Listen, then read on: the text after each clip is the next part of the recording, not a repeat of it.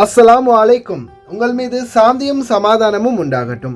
இன்றைய காலை பொழுது உங்கள் அனைவருக்கும் இனிய பொழுதாக அமைய எல்லாம் வல்ல இறைவனை பிரார்த்தித்தவனாக இன்றைக்கும் குவைத்துடைய பல முக்கியமான செய்திகளை பற்றி தான் பார்க்க போகிறோம். வீடியோவை கடைசி வரைக்கும் பாருங்கள். தெரியாத நண்பர்களுக்கும் மறக்காமல் ஷேர் பண்ணுங்கள். வீடியோ பிடிச்சிருந்தா ஒரு லைக் பண்ணுங்கள், சப்ஸ்கிரைப் பண்ணுங்கள். குவைத்துடைய தினார் மதிப்பும் உள்ளதா பார்த்தலாம். இலங்கைக்கான ரூபாயில் ஒரு தினாரின் மதிப்பு 991 ரூபாய் 8% உள்ளது. இந்தியாவின் ரூபாயில் ஒரு தினாரின் மதிப்பு 271 ரூபாய் 606% உள்ளது. இது அல்முல்லா எக்ஸ்சேஞ்சுடைய அப்ளிகேஷன் ஆன்லைன் ரேட் ஆகும். அல்முல்லா எக்ஸ்சேஞ்ச் ஜெமியாக்குள்ள உள்ள மெஷின் ரேட்டை பார்த்தரலாம். இந்தியாவுக்கு 271 ரூபாய் 37%, இலங்கைக்கு 990 ரூபாய் 9% உள்ளது. ஜெமியாக்கள் உள்ள மெஷின்களில் நல்ல ரேட் கிடைச்சா போடுங்க. கட்டணம் 1.25 தினார் தான் அறவிடுறாங்க. குவைத்துடைய பல எக்ஸ்சேஞ்சுகள்லையுமே அக்கௌண்ட் நம்பரை மறைச்சிடுறாங்க. இதை பற்றியும் உங்களுக்கு தொடர்ந்துமே தெரிய தருது. நீங்கள் ஏதாவது ஒரு புதிய எக்ஸ்சேஞ்சுக்கு பழைய பற்று சீட்டோட போகிறீங்களா இருந்தால் நிச்சயமாக அதில் அக்கௌண்ட் நம்பர் இருக்கா அப்படின்றத செக் பண்ணிக்கோங்க. அப்படி இல்லாத பட்சத்தில் எழுதிட்டு போனாலும் பிழை இல்லாத அக்கௌண்ட் நம்பரை எழுதிட்டு போங்க. ஏதாவது ஒரு இலக்கம் பிழைச்சாலும் கூட உங்களுடைய பணம் நாட்டுக்கு போய் சேராது. அந்த பணத்தை திரும்ப பெறணுமா இருந்தாலும் ரொம்ப நாட்களாகும். மறுபடியும் கட்டணம் செலுத்த வரும். மறக்காம ஞாபகத்தில் வச்சுக்கோங்க. யுனைடெட் கல்ஃப் எக்ஸ்சேஞ்ச் கார்பரேஷன் இந்தியாவுக்கு பணம் அனுப்ப 750 ஃபில்ஸும், இலங்கை பணம் அனுப்ப 1 தினாரும் கட்டணம் அறவிடுறாங்க. அல்சாமில் எக்ஸ்சேஞ்ச் கார்பரேஷன் 1 தினார் மட்டுமே கட்டணம் அறவிடுறாங்க. யூஜே எக்ஸ்சேஞ்ச் கார்பரேஷன் 1 தினார் மட்டுமே கட்டணம் அறவிடுறாங்க. Kuwait Asian international exchange 750 fils மற்றும் 1 தினார் போன்ற கட்டணங்களும் அறவிடுறாங்க. குவைத்தில் Al Nada, ARY, Aman exchange, UJ, Al Shamil Ansari exchange, Lulu exchange, Joyalukkas, KBE, UAE, Oman exchange, Bahrain exchange, BEC, world street exchange, international exchange, Sajil exchange, Malik exchange, இது போன்ற இன்னும் பல எக்ஸ்சேஞ்சுகள் இருக்குது. இவை அனைத்துமே விளம்பரம் இல்லை நண்பர்களே.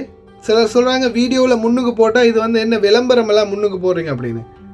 நம்ம உழைக்கிறதுக்காக தான் இந்த நாட்டில் வந்திருக்கிறோம்.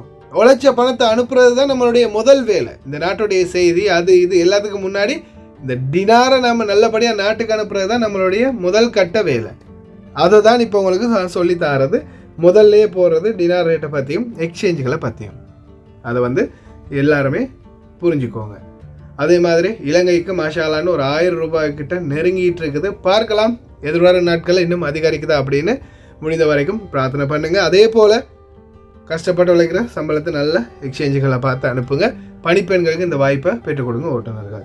குவைத்துடைய தங்க விலையை பார்த்தரலாம். 1 கிராம் 18 கேரட் தங்கத்தின் விலை 17 தினார் 369 ஃபேல்ஸ். 1 கிராம் 21 கேரட் தங்கத்தின் விலை 20 தினார் 263 ஃபேல்ஸ். 1 கிராம் 22 கேரட் தங்கத்தின் விலை 22 தினார். 1 கிராம் 24 கேரட் தூய தங்கத்தின் விலை 23 தினார் 158 ஃபேல்ஸ். குவைத்துடைய தங்க விலை தற்போதைய சூழலில் மறுபடியும் குறைஞ்ச வண்ணம் இருக்குது. பார்க்கலாம் எதிர்வரும் நாட்களில் இன்னும் அதிகமாக குறையுதான்னு. அதே போல் தயவு செய்து இந்த நாட்களில் நாட்டுக்கு போக தயாராக இருக்கிறவங்க தங்க விலை கொடுத்து வாங்குங்க. எந்த பிரச்சனையும் இல்லை. ஏன்னா நாட்டோடைய விலையை விட இங்கே கம்மியாக தான் இருக்குது. பணிப்பெண்களே ஏஜெண்டுக்கு போக முடியாது. தகர அறைகளுக்கு இனிமேல் தான் விடிவு காலம் பிறக்கும். ஒத்த வீடியோவில் மொத்தமாக செஞ்சு விட்டுட்டாங்க. அந்த மாமா அன்னைக்கு போட்ட வீடியோ ஏஜென்ட்களுக்கு கதிகலங்க வைத்தது. 53 பேர் நேற்றைய தினமும் பிடிபட்டிருக்கிறாங்க. கிட்டத்தட்ட 3000 ஸ்போர்ட்ஸ் ஐட்டம்ஸ் பிடிபட்டிருக்குது ஹவாலி சால்மியா பகுதிகளில். அதே போல் குவைத்துடைய பல பகுதிகளிலையுமே தொடர் வீடியோ போட்ட மறுகணமே முனிசிபாலிட்டியின் அதிரடி வேலை திட்டம். பார்க்கலாம் அனைத்து வீடியோக்களையும். நாக்கில் நரம்பு இல்லாமல் பேசாதீங்களாடே அப்படின்ற மாதிரி பாருங்கள். உங்களுக்காக எவ்வளோ கஷ்டப்படுறோம் பாருங்கள். ஒத்த காலிலெல்லாம் நடக்க வேண்டியது இருக்குது. என்ன காரணம்? நம்மளுக்கு மட்டும்தான் சுடுமா? நம்மளாவது செப்பல் போட்டுக்கிட்டு தெரிகிறோம். பாருங்கள், அதுங்களுக்கு செப்பலும் போட முடியாது. சூட்டில் எவ்வளோ கஷ்டப்படுதுன்னு பாருங்கள். அதே மாதிரி எங்கே தண்ணீர் கொஞ்சம் அதிகமாக இருக்குதோ அங்கெல்லாம் இப்போ இவங்க தான் ஆக்கிரமிக்கிறாங்க.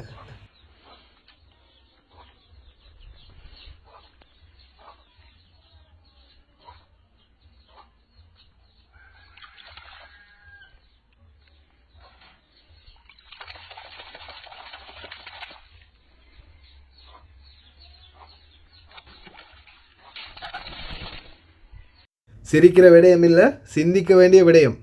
நம்மளுக்கே இந்த சூடு தாக்கு பிடிக்கலன்னா நிச்சயமாக பறவைகள் விலங்குகளுக்கும் தாக்கு பிடிக்க முடியாது. முடிந்த அளவு தண்ணீர் கொஞ்சம் வெளியில் வைங்க. குவைத் நாட்டுக்கு அதிக இரத்த தானம் செய்த நாடுகளில் ஒன்றாக குவைத் வாழ் இலங்கையர்களை குவைத் அரசு கௌரவித்தது. உலக சுகாதார அமைப்பினால் ஆண்டுதோறும் ஜூன் 14 உலக இரத்த தான தினம் சர்வதேச அளவில் கொண்டாடப்படுகிறது. குவைத் மத்திய இரத்த வங்கி ஒவ்வொரு ஆண்டும் அதிக இரத்த தானம் செய்யும் சமூகங்கள், நிறுவனங்கள் மற்றும் தனிநபர்களை பாராட்டி கௌரவிக்கிறது. இதன் அடிப்படையில் 2023-2024 ஆண்டிற்கான குவைத் மத்திய இரத்த வங்கிக்கு அதிக இரத்த தானம் செய்த இலங்கை அமைப்புகளுக்கு வாழ்த்துக்கள். சுகாதார அமைச்சரை பக்கத்தில் சந்திக்கிற வாய்ப்பு கிடைச்சிருக்குது. நான் பக்கத்தில் நின்றுருந்தா உடனே இந்த கேனட் பிரச்சனையை பற்றி தான் முதலாவதாக அவருக்கு எத்தி வச்சுருப்பேன். ஏன்னா நம்மளுடைய பிரச்சனையை தான் நம்ம இந்த மாதிரி சந்தர்ப்பங்களில் பேசணும். அதெல்லாம் எங்கே பேச போகிறாங்க? போய் செல்ஃபிக்கு ஃபோட்டோ கொடுத்துட்டு வருவாங்க, அவ்வளோதான். பணிப்பெண்களின் தடை உடைக்கப்பட்டது. பிலிப்பைன் நாட்டு பணிப்பெண்கள் குவைத்துக்கு வருகை தருகின்றார்கள். இந்த நாட்களில் புதிதான பல சட்ட திட்டங்கள் போடப்பட்டிருக்குது. அதன் அடிப்படையில் வெளிநாட்டு தொழிலாளர்கள் பணிப்பெண்களை இந்த நாட்டுக்கு கொண்டு வரதுக்கான நிர்ணயம் பணம் எவ்வளவு அப்படின்றத சொல்லியிருந்தாங்க. 750 தினார், 700 தினார், 500 தினார், இந்த மாதிரியான ரேட் தான் தெரிவிச்சிருந்தாங்க. இப்போது ரீசெண்டாக ஒரு வீடியோ போட்டிருந்தேன் கொஞ்சம் நாளைக்கு முன்னாடி. ஏஜென்ட்டுகளுக்கு ஆப்பு வேறையா கேனட்லையும் பணம் வாங்கி வேறையா களவுலையும் பணம் கேட்குறாங்க, அதிகமாக பணம் கேட்குறாங்க அப்படின்னு. இந்த பணம் கேட்ட சம்பவத்தை டார்கெட் பண்ணி வேலையை ஆரம்பிச்சிட்டாங்க. கிட்டத்தட்ட கேனட் இல்லை, கேனட் எங்கள்கிட்ட பாவிக்கிறது இல்லை கேனட் இருக்குது, கேனட்டில் 750 தினார் எக்ஸ்ட்ராவாக 500 தினார் கொடுத்தா மட்டும்தான் பணிப்பெண்களை உங்களுக்கு தருவோம் அப்படின்னு சொன்ன 5 ஏஜென்ட்கள் மாசலாம். جولة ميدانية رقابية قام بها فريق من مفتشي إدارة الرقابة التجارية بوزارة التجارة والصناعة وبقيادة مدير إدارة الرقابة التجارية فيصل الأنصاري. الجولة التفتيشية تم فيها رصد 5 مكاتب لاستخدام العمالة المنزلية ليست لديها أجهزة الكينت، وذلك يعد مخالفة لتعاميم وزارة التجارة حيث تم تطبيق القانون بإغلاق مكاتب العمالة المنزلية والتي كان بعضها أيضا غير ملتزم بالأسعار ويفرض رسوم إضافية على المستهلكين. طبعا احنا حاليا في محافظة حولي نقوم بإغلاق عدد 5 محلات للعمالة المنزلية حسب قرار لجنة المحاضر، وطبعا تنفيذ القرار الوزاري لإغلاق المحل.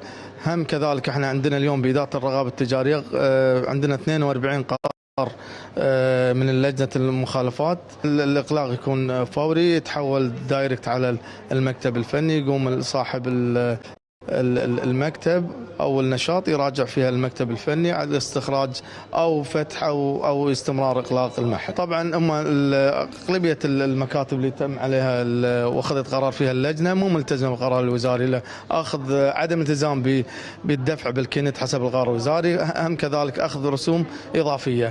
قمنا قامت الرقابة التجارية بمحافظة حولي متمثلة في مركز الجابرية بتنفيذ عدة قرارات إغلاق بحق مكاتب العمالة المنزلية التي لم تلتزم في قرارات الوزارة، اللي هي منها وجود مثلا أجهزة الكينت أو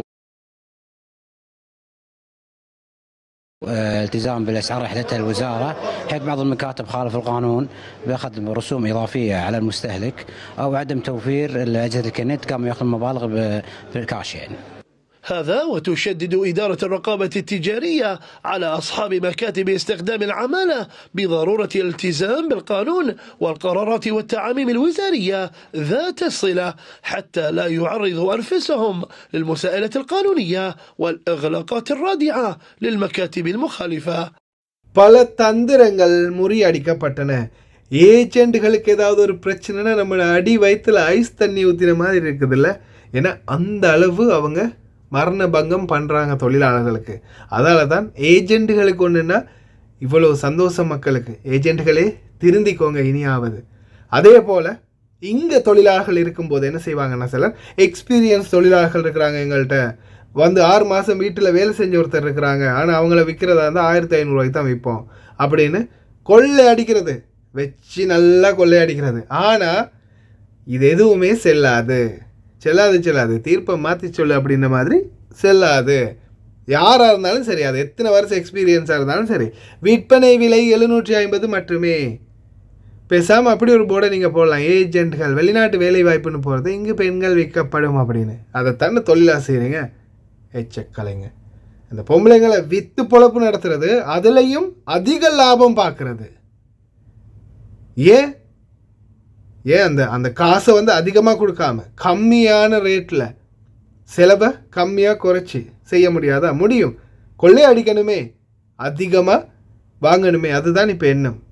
ஆனால் இப்போதைக்கு இருக்கிற பெரிய ஒரு தலைவலி என்னென்னா, இப்போ இந்த மூடப்பட்ட 5 ஏஜெண்ட்டுகளில் இருந்து வந்த பணிப்பெண்கள் ஏதாவது வீடில் பிரச்சனை அப்படின்னா ரிட்டர்ன் போகிறதுக்கு ஏஜெண்ட் இருக்காது.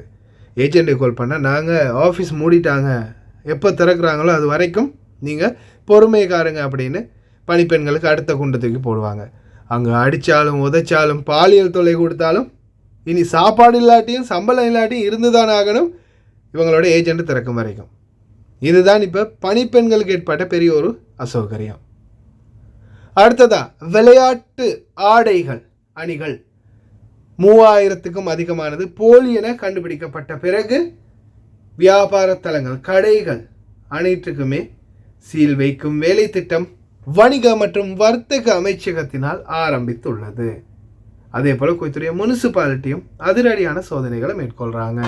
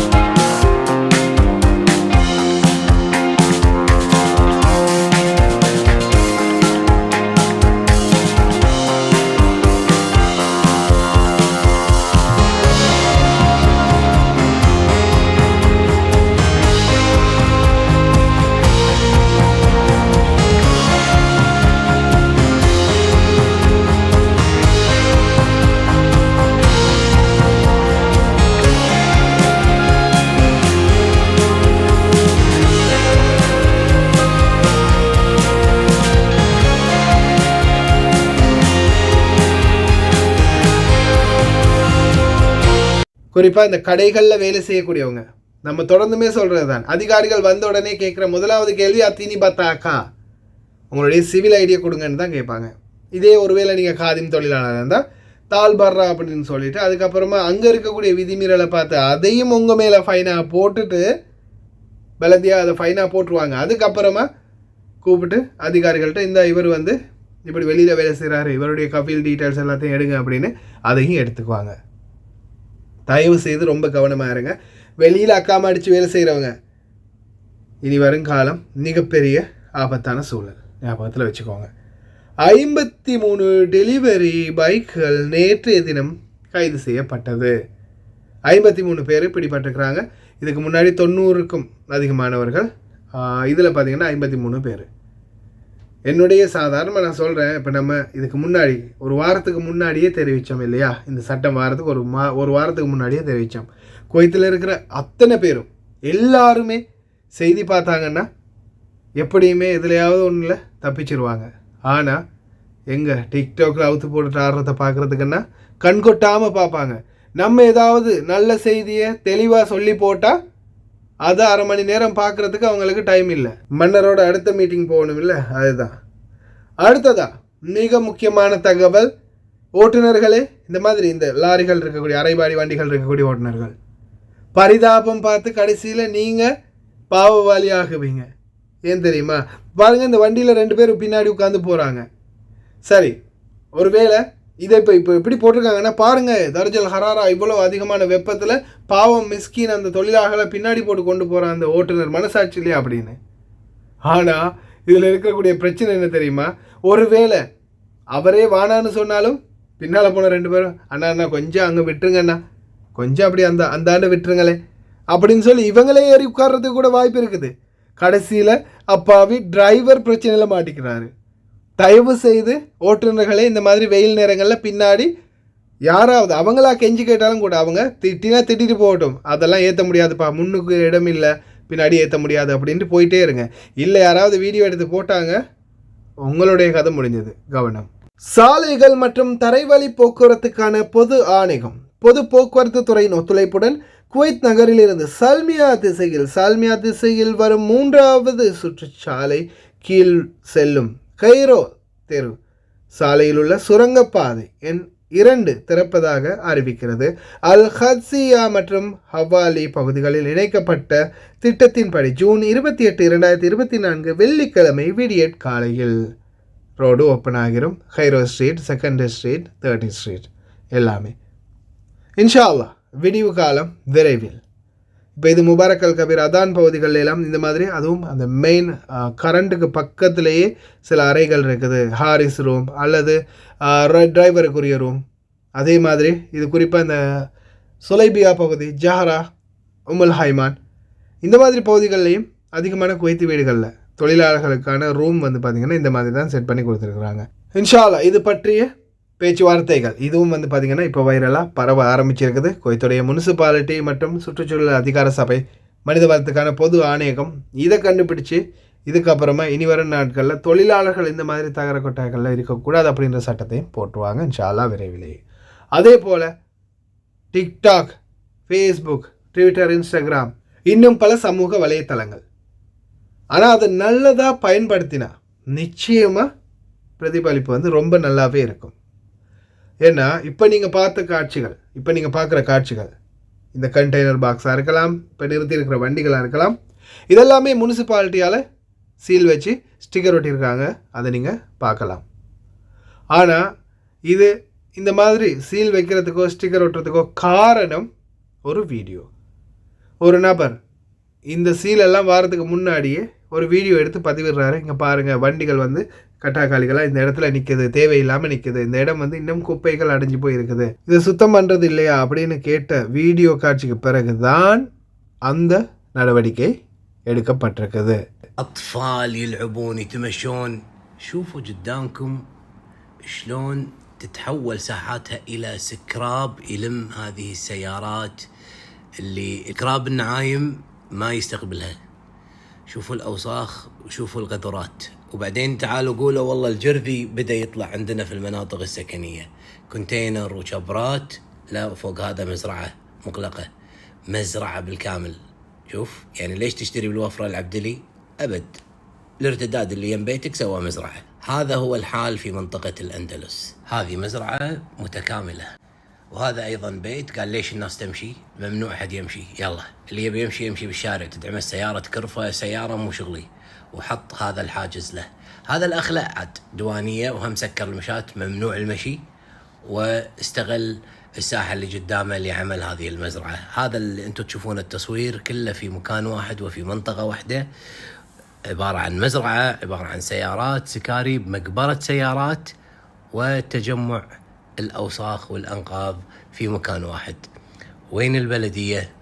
وين الجهات المعنية؟ ما ندري.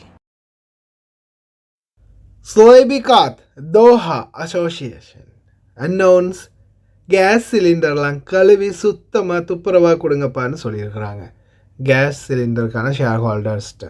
அதே போல் சபாலாமட் பகுதிகளில் தற்போது ஆரம்பிச்சிட்டாங்க கேஸ் சிலிண்டர்லாம் கழுகி துப்புரவாக சுத்தமாக கொடுக்கறதுக்கு. இனி வரும் நாட்களில் கேஸ் சிலிண்டரை கட்டி பிடிச்சி தூக்கலாம், அழுக்கே இருக்காது. مثل ما تشوفون قدامكم مرش غسيل سلندر الغاز. جمعية صباح الأحمد التعاونية توفر لكم هذه الخدمة وتسعى إلى راحة المساهمين والمستهلكين. مع تحيات مجلس إدارة جمعية مدينة صباح الأحمد التعاونية.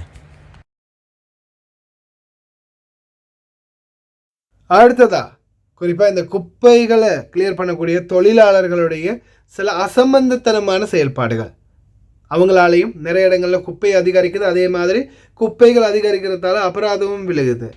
நிறைய நோய் தொற்றுகள், நிறைய பிரச்சனைகள், வாகனம் போட இயலாது, டிராஃபிக் ஜாம் ஆகிறது, இந்த மாதிரி நிறைய பிரச்சனைகள். இப்போ குறிப்பாக இந்த சால்மியா பகுதியாக இருக்கட்டும், மஹபூலா மங்கா பகுதிகள்லையும் இதே நிலைமை தான் இருக்குது, ஃபர்வானியாவிலையும் அதே நிலைமை. ஆனால் இவங்க என்ன பண்ணுறாங்க, ஒவ்வொரு பேக்காக கொட்டி அதில் ஏதாவது இருக்கான்னு பார்த்து அவங்களுக்கு தேவையானதை செலக்ட் பண்ணி, சரி சம்பளம் குறைவு தான் அதனால் அவங்க சைட் பிஸ்னஸ் ஒன்று பண்ணத்தான் வேணும், ஆனால் இந்த கடமையை அவங்க சரியாக செய்யணும், அதுக்கப்புறம் தான் சைட் பிஸ்னஸ் பண்ணணும். ஆனால் அதையே சைட் பிஸ்னஸாகவும் பண்ணினா கடமை உணர்ச்சி தவறிடும்.